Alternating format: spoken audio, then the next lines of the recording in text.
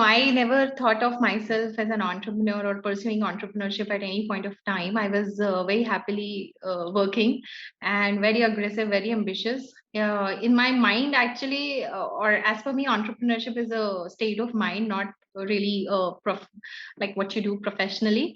So I was, I think at various jobs that I was an entrepreneur even then.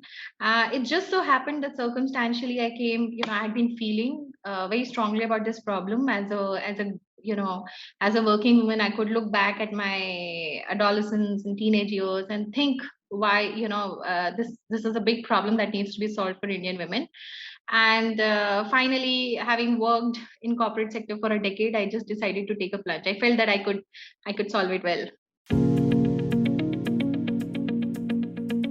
We started this business really D2C, or direct to customer, kind of this terminology didn't exist. Nobody, I mean, the way brands were sold or products were developed, there was a very different distribution channel and distribution system.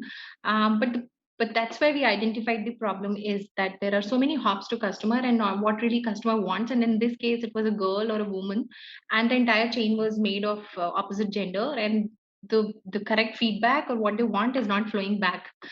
So we decided to build it directly. So that's our governing principle even today. By when we said we started to speak directly to customer, and we chose the internet as that medium as first. Today we've expanded to several other channels, and we are also in other geographies outside of India. But we've still maintained that direct to customer principle by saying it at the max will add one hop at the moment. That's where really the base lies, that we hear quite actively to our customer.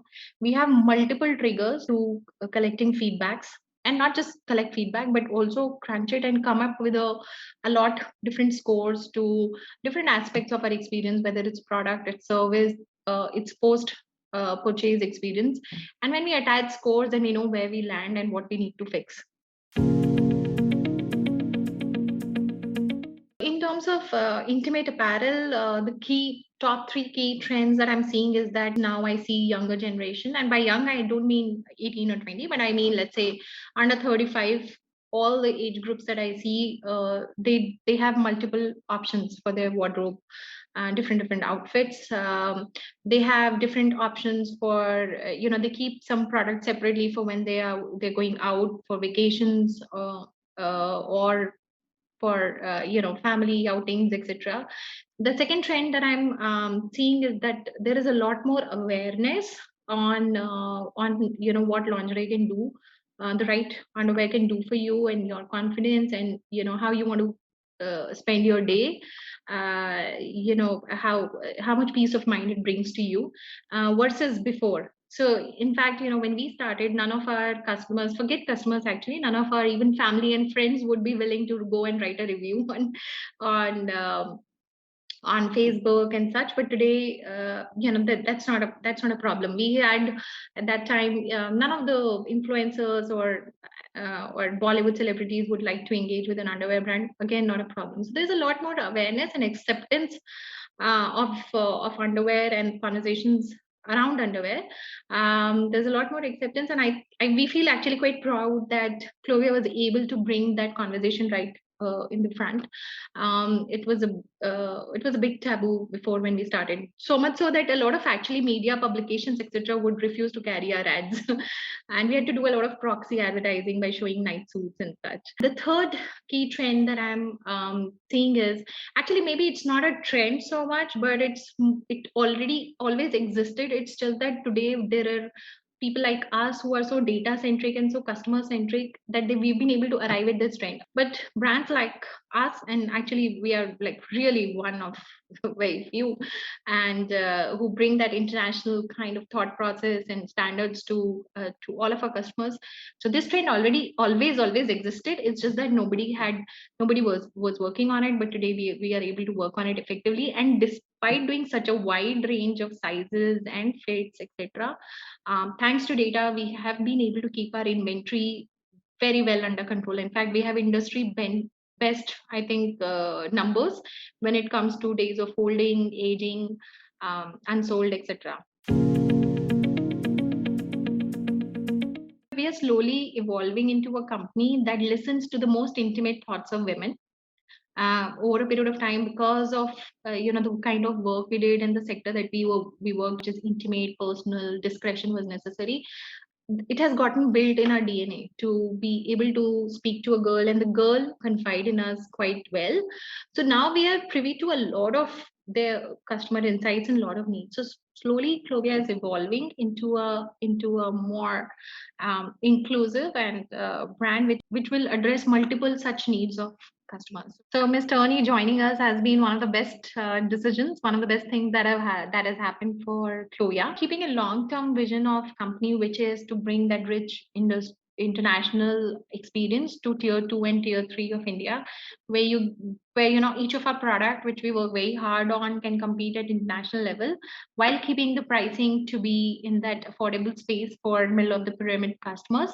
So that's where I think Ms. Tony is going to help us the most. We're learning on how to think at international benchmarks, whether it's quality and sourcing. And it's not always pricing. It's not always price sourcing prices, because honestly, we are already doing that much investment in each of our product, and it's more about scale and how you think about it and how you derive the most out of those efforts. That's why she's been helping. No, to answer specifically about how I end, no, that's it's not about her joining in us would make Clovia the sexiest Victoria's Secret kind of brand. I think we are solving a different mission, different statement, or different problem, and that's where we seek her inputs on.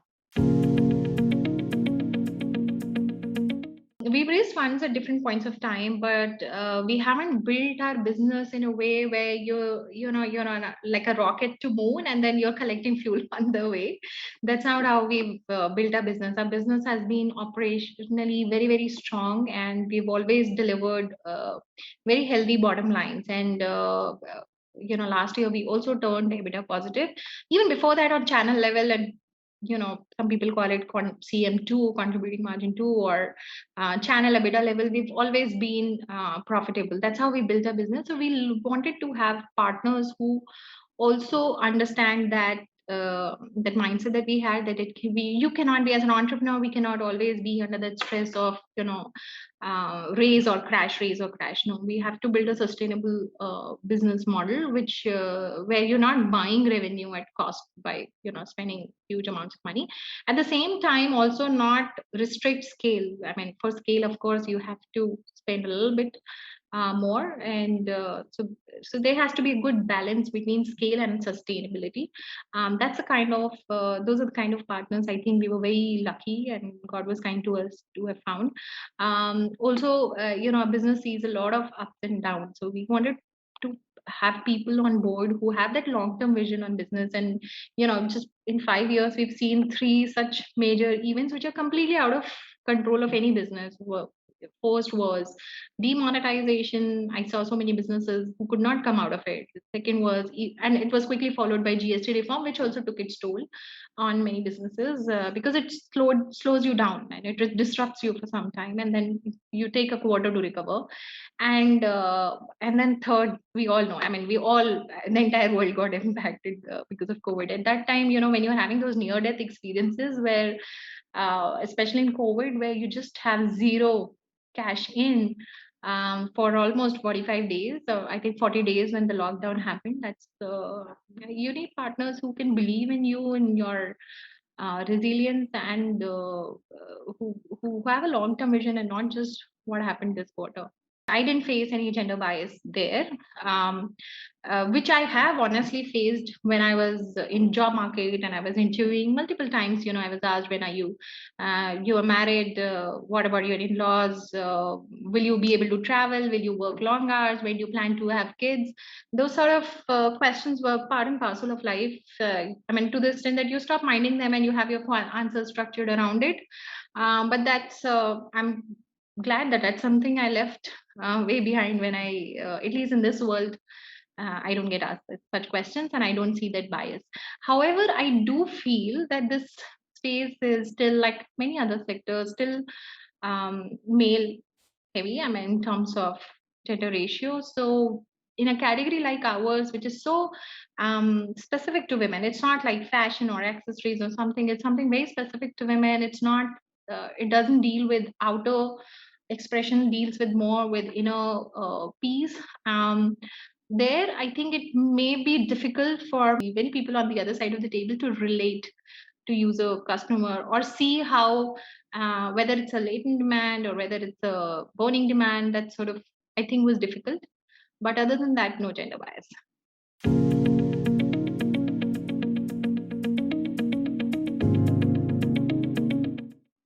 I think as an entrepreneur, it's what to do is important, but what is more important is what not to do.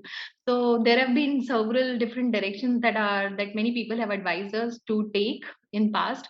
But I think Clovia, when it started to what it is doing now, we haven't changed one bit. We decided to be a product and branding company enabled by tech. We are still there.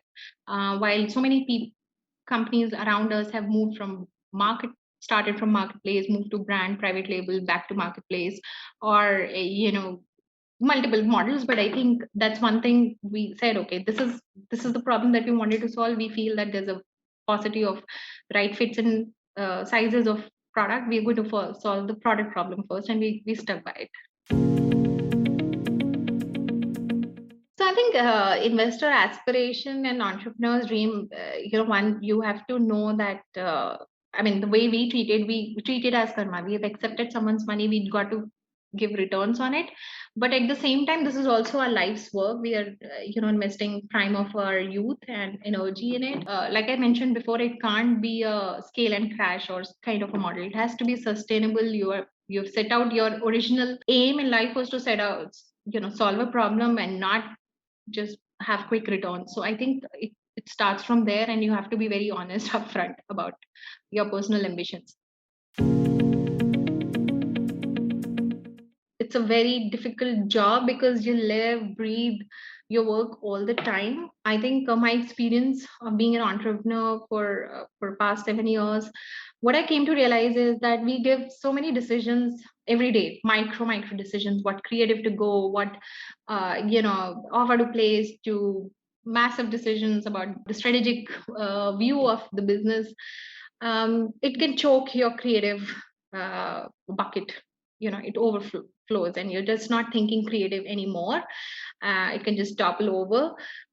So I do feel one thing which really worked for me is that I take out 1 hour every day to pursue any passion of mine, and I'm a person who keeps moving between hobbies. So sometimes it's playing tennis or basketball with my son downstairs, to sometimes it's about trying to improve my chess ranking, or cubing or something, so or sketching. But I think it's important to take out an hour and do something which you like, which is not work related at all.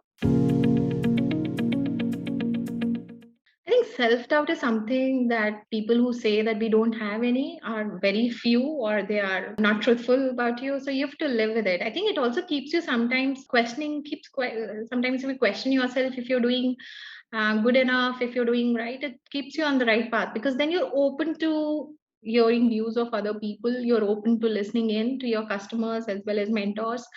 And then of course decision is yours. So but it's okay to sometimes think if this is the right decision, and just take it as part and parcel of your life. I've come out of it. I think professionally, I'm at a place where I don't see gender bias happening with me anymore. But what I did see was a company which was founded by a girl, and 70% is not just, let's say, sales staff, etc., but also our top management teams, the entire, as we call it, Jedi Council, people who run the business. Still, we have a great gender ratio there. But despite that, I did see at various hiring opportunities, whenever things would happen, people would come up with statements like, this job requires traveling, this job requires harder work, so should we look at male candidates only? So I think that's where it became our task to ensure that that sort of vibe doesn't take root at Clovia. And we were very specific about it. We said, be truthful. Let's tell the candidate that this is going to be a tough job, this job will involve traveling or putting in extra hours, and let her or him respond to it. And let's not have those prejudices before that, if she's a married girl or she's a mother or she's of marriageable age. Sometimes people will come up and say that she's 27, 28, she'll get married, she'll move on. We are here to serve women and we cannot do this to women. So that's was one challenge, and I'm very I work quite hard at it. And I think gender bias is deep rooted in our country and maybe world over, not just India. And it's important to realize that it exists and fight against it.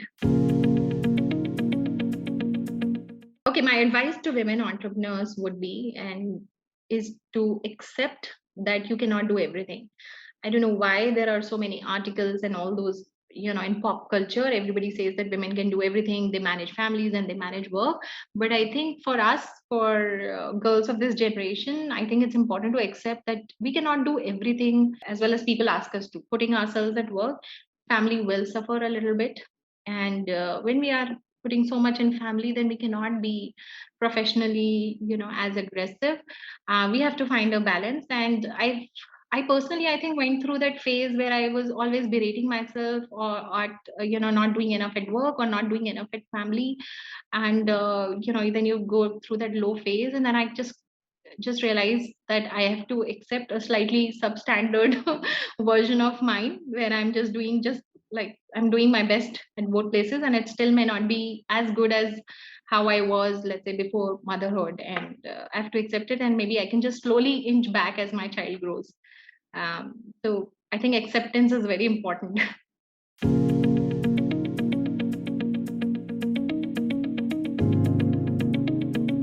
I love to read. Actually, I read quite a bit, so it's difficult to pick one favorite. But one would be I love Bill Bryson as an author, and I love all his books. I read them actually 2 decades back, but I keep going back and reading his books. So Neither Here Nor There by Bill Bryson.